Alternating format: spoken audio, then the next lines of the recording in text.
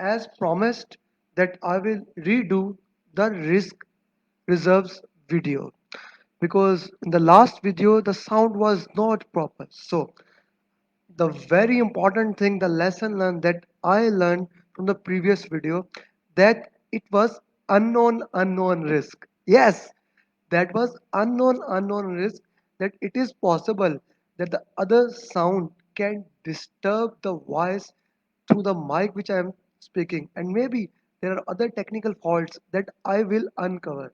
So we can also take that example in today lecture. So what are the reserves analysis? Basically, before moving into that, let's see what are the risk basically.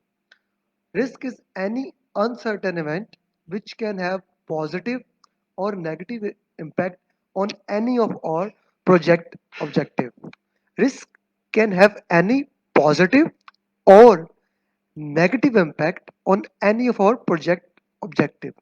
So in order to counter especially those negative risk, management, project management team, expert people put some reserve amount, some reserve time so that they can counter that risk. Just like if you are going to some trip and you have estimated the cost of the trip will be maybe 1 lakh rupees, but you put 20,000 or 30,000 more in your pocket just to face that uncertainty, just to foresee those uncertainty that you can see that do happen in such types of trip. So for reserves analysis, we have two type of reserves. One type of reserves are for non-risk, and second type of reserves are for unknown risk. In these upcoming slides, we will see what are the non-risk, what are the unknown risk, and what are the tools that we can utilize. We are going to review 5 to 6 matrices to understand these things. So let's see the known and unknown risk. Known risk. These are the risks that have occurred in the past. For example, for me, the problem in the sound has occurred. So now that is a known risk that whenever I am doing a live video or a session, I have to check my voice system that there is no problem in that. Now there are known unknown risk. Known unknown risk are those risks that I can also classify the same thing in known unknown, that there are risks that these are happened, but when they will happen, we are not sure about the timeline. We are not sure exactly what is the cost of it on any of project objective. Then there are unknown known risk. Then we have unknown risk. These are very important risks. We have no idea about them and we don't know when they will occur. COVID 19, COVID 19, the pandemic that all of us are facing right now, is the example of unknown risk the world is facing.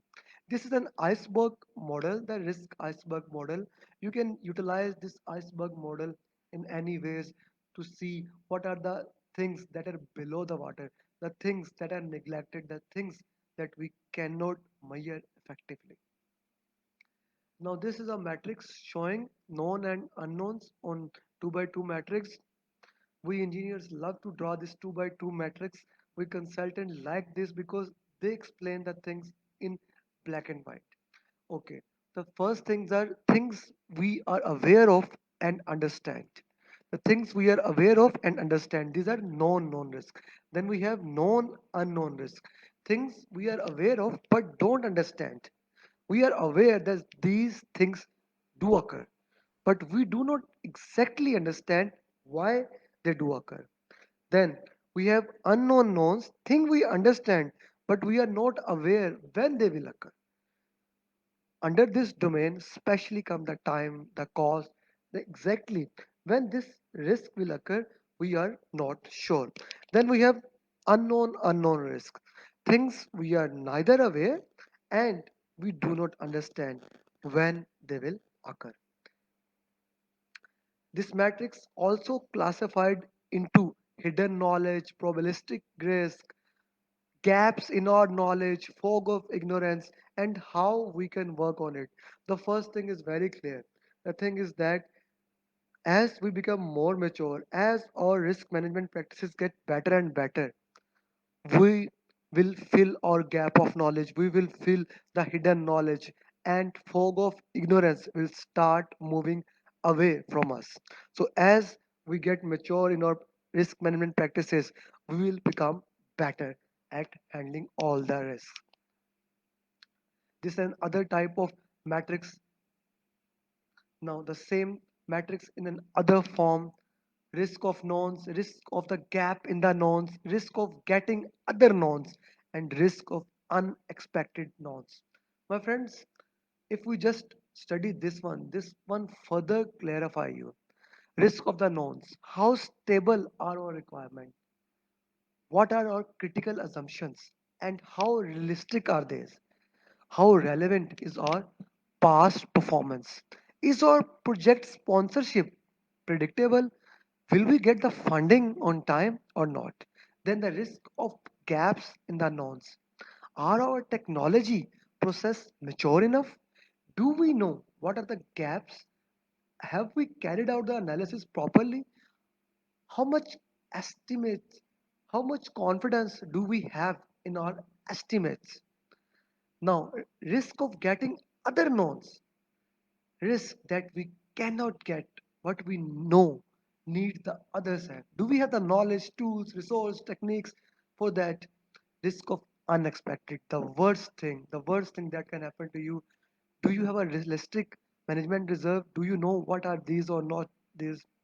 Now, this is very important thing.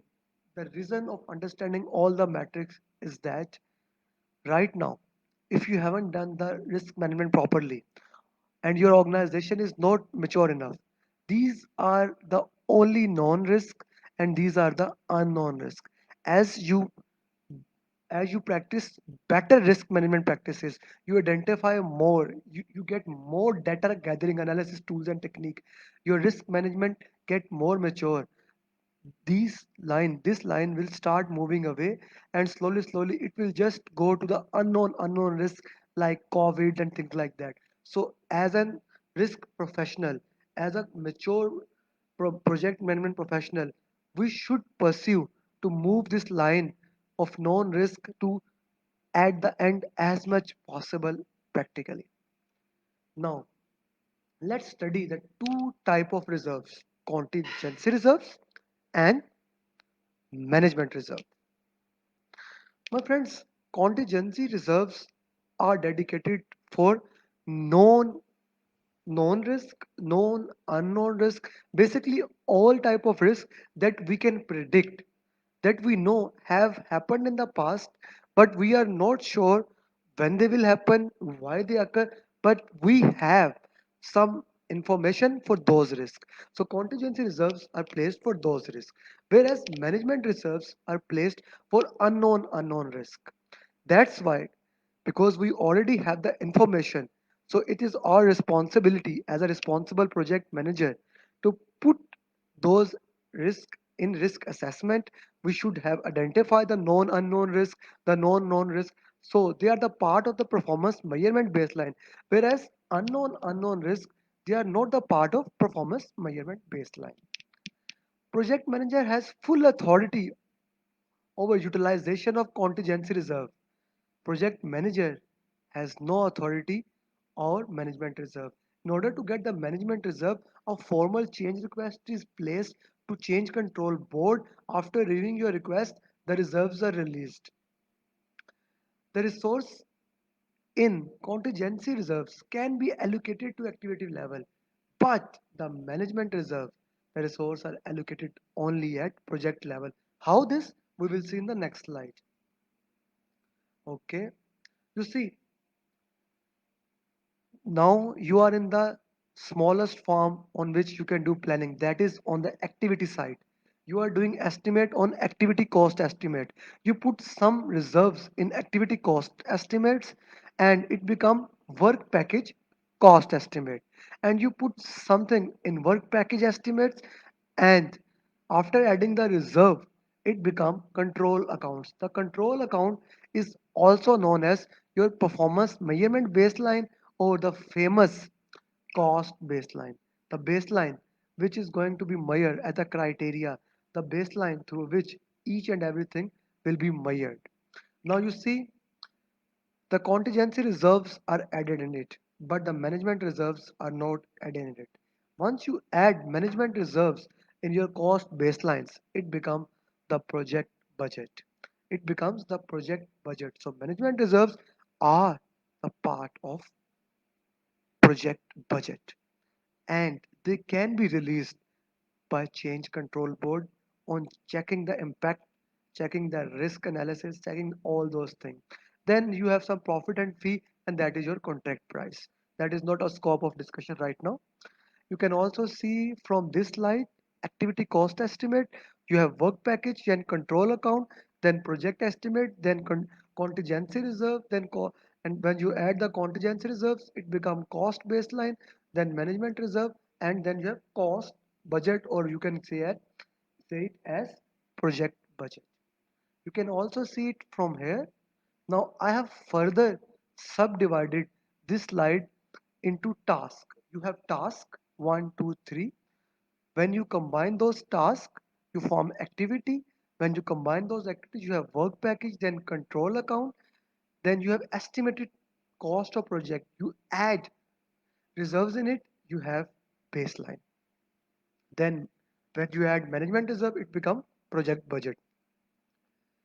So once again, just to revise all those things, activity estimates moves and added contingency reserves till the end, it become cost baseline.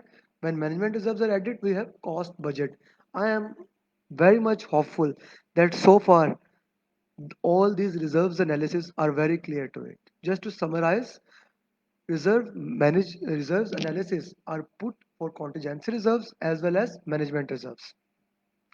My friends, I hope these concepts are very clear to you. And if you have taken PMP training from anywhere in this world, it can be Udemy or any other trainer anywhere in the world, you can join our PMP exam preparation course.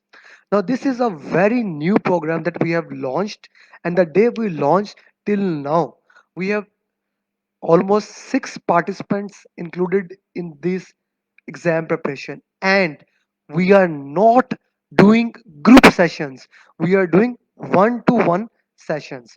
What we are doing basically, we are having test session, and how basically we do, if you join this session, we will do your assessment. Once we review your assessment, then we will check where basically lies your weak areas, and from that we give you test according to that, and we start removing weak areas in your preparation. And once you are ready for your exam, we will tell you, now you are ready, you can give your exam. This is just like a test session that you give before your engineering or any other consultancy, that you want to get 100% sure that I am going to get this exam clear. So if you want to clear your PM exam really, this is a thing to invest in. This is the program to invest in. So if you would like to taken training from Udemy or any other trainer, or you are unable to clear your PMP exam in first, second, third, or any attempt, no issue. Come and join this PMP exam preparation. We will prepare you for PMP exam, and in no time, after clearing all the mocks and after understanding all the basic concept, you will be clearing PMP exam in your first attempt. So see you at the other side.